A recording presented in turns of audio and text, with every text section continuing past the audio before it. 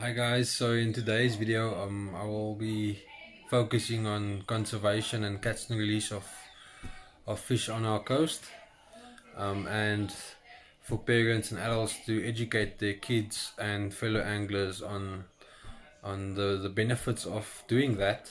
And also what I didn't include in the video that's to follow is that I'll actively promote people to try and change over to circle hooks, as circle hooks lessens the chances of the hook getting into the fish's gills or in the guts.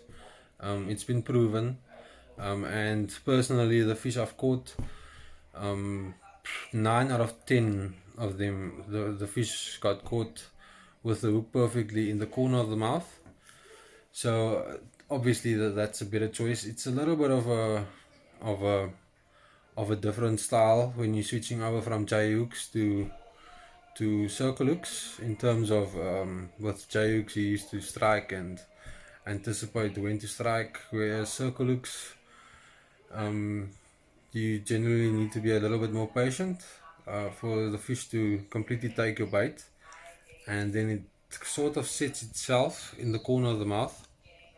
And yeah, basically I just want to handle the following topics of how to conserve our fish. And if you're taking fish home, then try and limit it and try and release a few fish for every fish that you take home, just to ensure that our stocks can replenish and grow while we are doing our fishing and recreational fishing and so forth.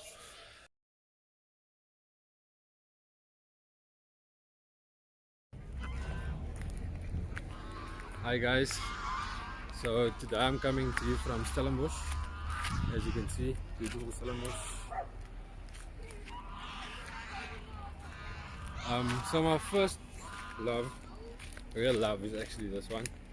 And today my whole video is going about conservation of our oceans and nature in general.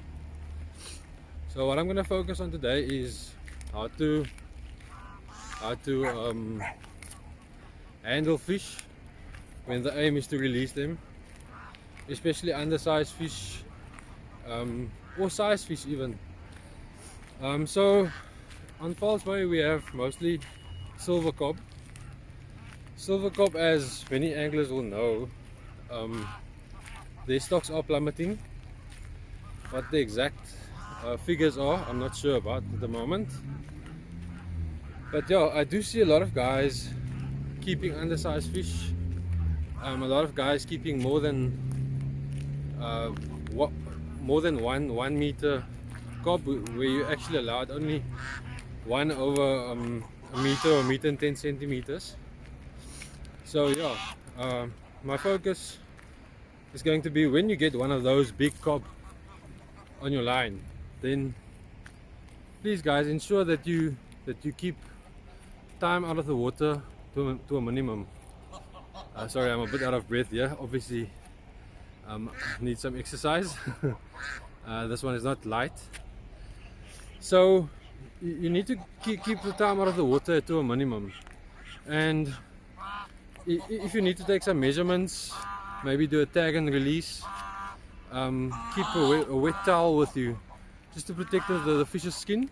And always handle the fish, pick it up underneath its belly with the 2 arms.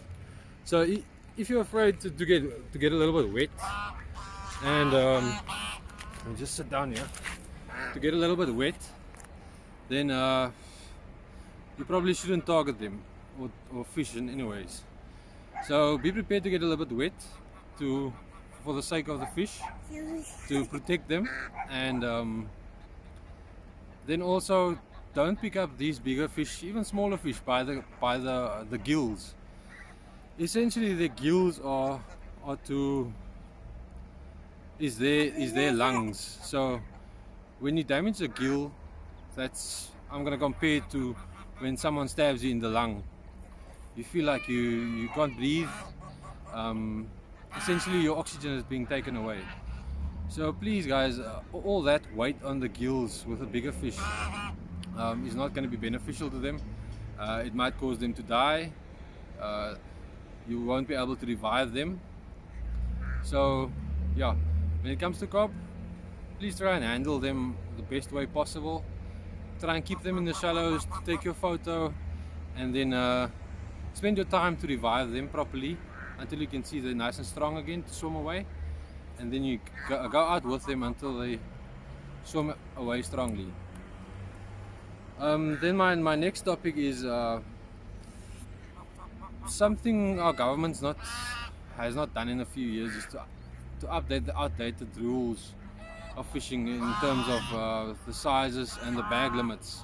So something I've learned and what I try to implement is not to catch your bag limit, because the bag limits say you can take 2 garrick, but we all know garrick is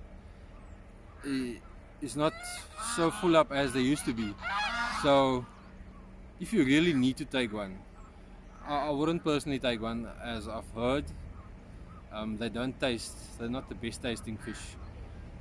So if you do take one, don't catch your bag limit, guys. Rather limit your bag.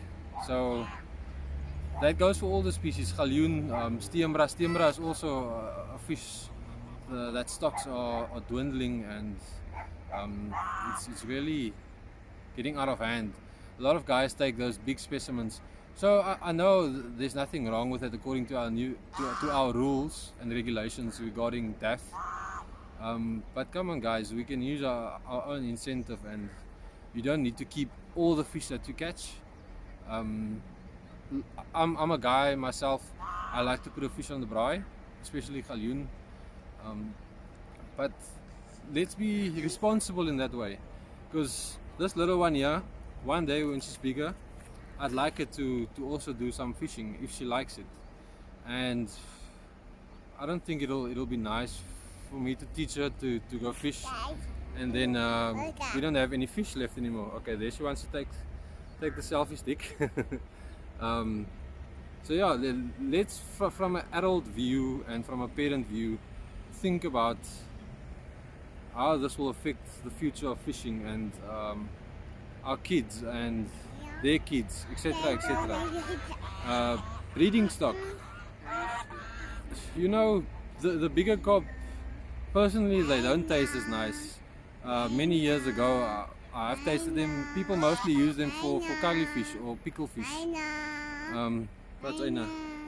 So yeah, even though the law says you're allowed to take them when they're over size 50, personally I find the carp that are between 55 to 70 to 80 centimeters to be the nicest tasting fish when you fry them, when you bake them, when you braai them.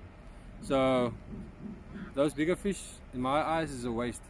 Essentially our fish stocks come from them, as they are our spawning fish, and they take a few years to get to maturity and to spawn new fish.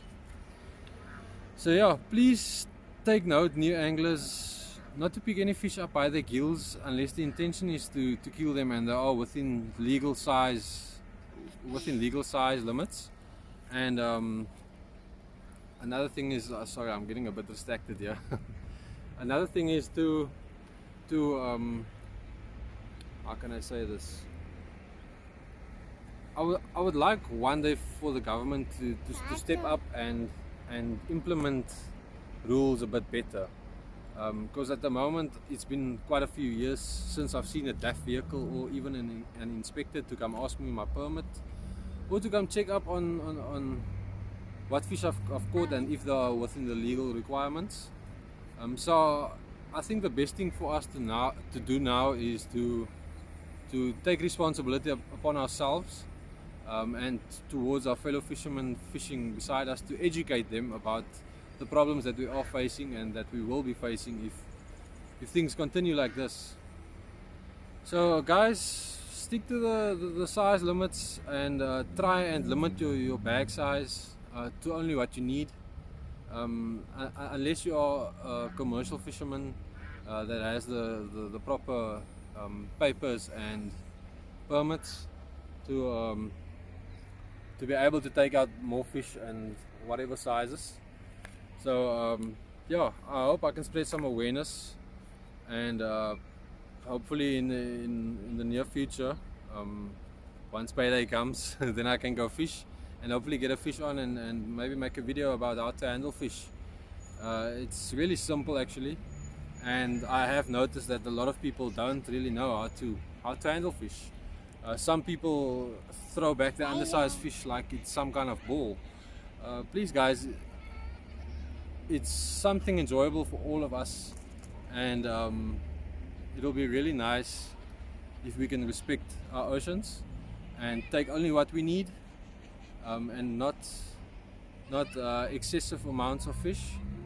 So that'll be my video. Please like and subscribe to my channel, and I'll keep you posted regarding to my next video. Ach, Lily.